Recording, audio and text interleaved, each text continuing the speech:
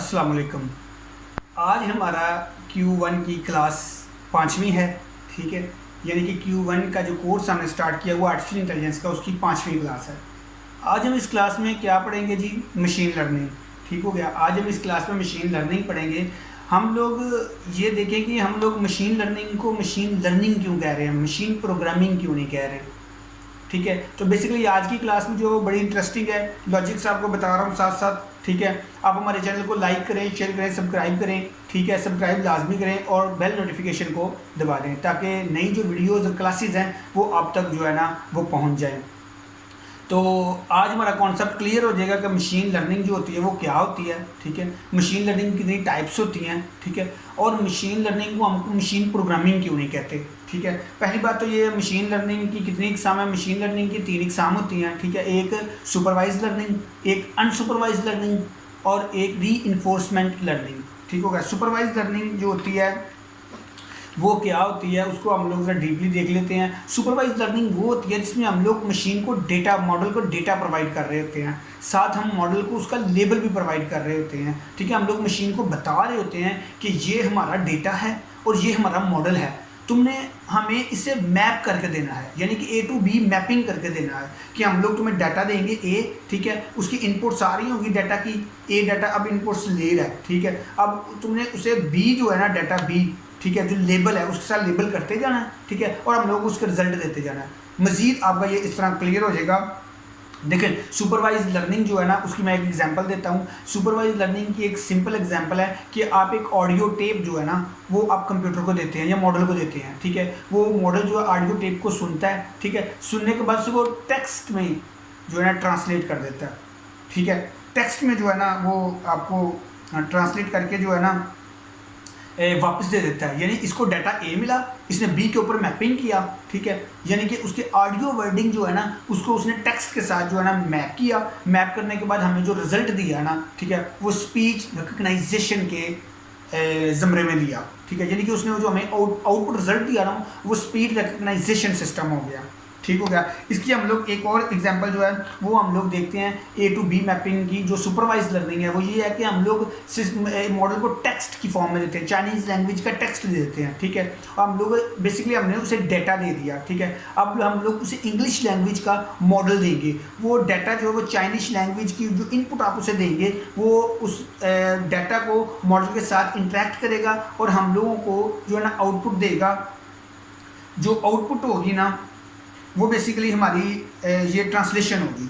ठीक है। यानी कि हम लोग जो कंप्यूटर में ट्रांसलेशन करते हैं English to Urdu, Urdu to English, ये ज़रा सिंपल था मैंने इसलिए बोल दिया, चाइनीज़ टू इंग्लिश या कोरियन लैंग्वेज, वो हम लोग बेसिकली सुपरवाइज लर्निंग में मशीन को डाटा और लेबल प्रोवाइड कर रहे होते हैं। ठीक है। वो डाटा और लेबल को लेके ना हम लोगों को जो है ना वो आउटपुट रिजल्ट दे रही होती है। बेसिकली ये इसके जो है ना वो होते हैं एल्गोरिदम्स होते हैं जो सुपरवाइज लर्निंग के जो है ना होते हैं एल्गोरिदम जो इस चीज़ को मैपिंग करके देते हैं। अभी मैं इसकी एक और मिसाल दूंगा और आपको एक व्हाट्सएप की बात भी बता दूंगा जो पिछले हालिया दिनों में व्हाट्सएप ने अपनी टर्म एंड कंडीशन चेंज की थी। तो उस चीज़ को लेके लोगों में एक खौफ व हरास फैल गया था कि व्हाट्सएप जो है ना आपका डाटा सेल करेगा, लेकिन व्हाट्सएप आपका पर्सनल डाटा सेल नहीं करेगा। उसकी हम सुपरवाइज लर्निंग में एग्जाम्पल देखते हैं।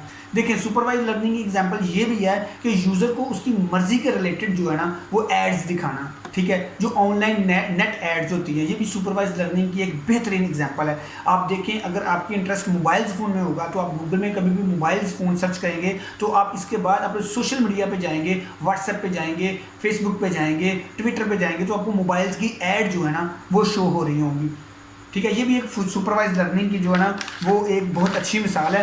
बेसिकली ये जो गूगल के एल्गोरिदम्स होते हैं ना, ये जो भी अपने आप नेट सफरिंग करते हैं, नेट हिस्ट्री में जो है ना वो सारा डाटा कुकीज़ की और लॉग की फॉर्म में जो है ना वो स्टोर हो रहा होता है आपके कंप्यूटर में, आपके मॉडल में वो स्टोर हो रहा होता है। ठीक है। वो फिर क्या करता है, गूगल के एल्गोरिदम्स देखते हैं कि आप इंटरेस्टेड हैं, जैसा कि मैं अब ऑटोमेशन में, आर्टिफिशियल इंटेलिजेंस में इंटरेस्टेड हूँ तो मैं इन चीज़ों के बारे में सर्च करता रहता हूँ। तो मेरी फेसबुक, ट्विटर, गूगल और इन सब के ऊपर ना रोबोटिक्स और ऑटोमेशन के रिलेटेड चीज़ें आ रही होती हैं। कभी अली एक्सपेक्ट्स की एड्स आ रही होती हैं कि हमारे पास रोबोटिक्स हैं, आप ऑटोमेशन की चीज़ें ले सकते हैं। मुझे कपड़ों की एड्स क्यों नहीं आती? क्योंकि वो मेरा इंटरेस्ट नहीं है। जो वो मॉडल ट्रेंड हुआ है वो आर्टिफिशियल इंटेलिजेंस के रिलेटेड ट्रेंड हुआ है। मैंने जो उसे इनपुट्स दी हुई हैं वो गूगल ट्रैवल इंजन के साथ जो है ना मैच होकर मुझे वही सारी जो है ना वो ऐड दिखाई जा रही हैं। ठीक है, अभी एक सुपरवाइज लर्निंग की जो एक मिसाल जो बहुत ज़रूरी है, जिसको लेके पूरी दुनिया हैरान है, सेल्फ ड्राइविंग कार है।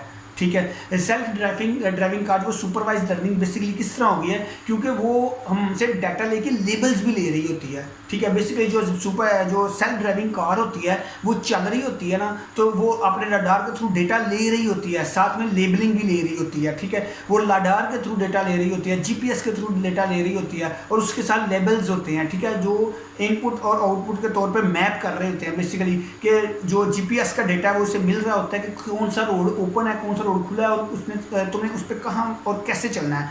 और जो रडार के थ्रू से डेटा मिल रहा होता है, वो आगे ह्यूज चीज़ें जो हैं उनको रिकग्नाइजेशन के लिए मिल रहा होता है। बेसिकली इसे डेटा भी मिल रहा होता है और मैपिंग भी हो रही होती है, साथ में उसे वो चीज़ें मिल रही होती है। वो जो हम लोग को आउटपुट दे रहा होता है ना, वो बेसिकली ड्राइविंग की सूरत में आउटपुट दे रहा होता है।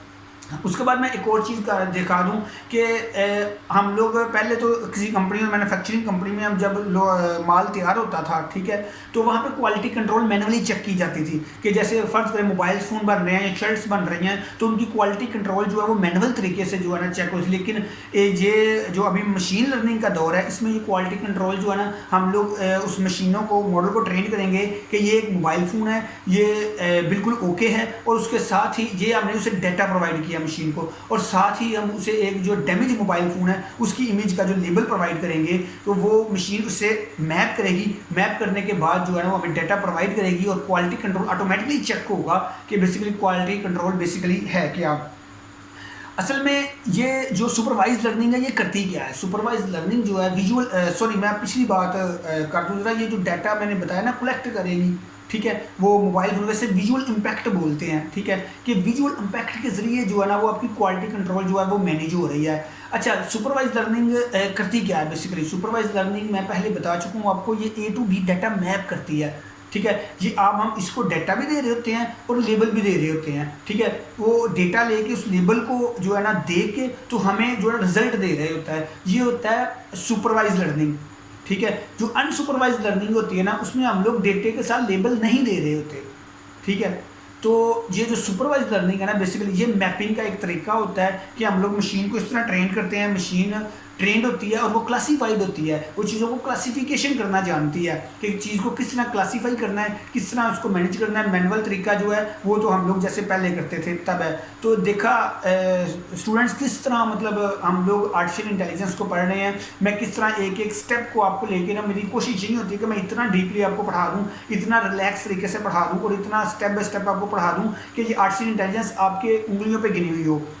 ठीक है, अभी हम लोगों ने मशीन लर्निंग पढ़ी है। मशीन लर्निंग की किस्में पढ़ी हैं कि सुपरवाइज लर्निंग होती है, अनसुपरवाइज लर्निंग होती है, री इन्फोर्समेंट लर्निंग होती है। ठीक है, उसकी हमने एग्जांपल्स भी पढ़ी हैं, सेल्फ ड्राइविंग कार के बारे में पढ़ा है, और क्वालिटी कंट्रोल, विजुअल इफेक्ट, और इसके बारे में पढ़ा, स्मार्ट स्पीकर्स के बारे में। अब आपने कोशिश ये करनी है कि साथ साथ लिख लेना, लिखने के बाद आपने जो पिछले वाले लेक्चर ना वो भी रिवाइज करने हैं। ठीक है, अभी हम 5 लेक्चर ले चुके हैं इसके। ठीक है, आज हमारा 5वां लेक्चर था जिसमें हमने सुपरवाइज लर्निंग पढ़ा। इंशाल्लाह अब नेक्स्ट लेक्चर में हम लोग इससे भी इंटरेस्टिंग चीज़ें पढ़ेंगे। मैं एक दफ़ा फिर आपसे कह देता हूँ कि हमारे चैनल को लाइक, शेयर और सब्सक्राइब लाजमी करें। सब्सक्राइब करने के बाद आप घंटी के बटन को ज़रूर दबाएं। ठीक है, जिस तरह ये वीडियो आप तक पहुंच गई है, आपकी हेल्प होगी, आपको कॉन्सेप्ट क्लियर हो गए हैं, इसे अपने सोशल मीडिया वाल पे शेयर करें, किसी और की भी हेल्प हो जाए। ठीक है, और नॉलेज हमेशा फैलाने से बढ़ता है। ठीक है, तो अभी मैं आपसे इजाज़त चाहता हूँ, अगली क्लास में मिलेंगे, तब तक के लिए अस्सलाम वालेकुम। पाकिस्तान जिंदाबाद।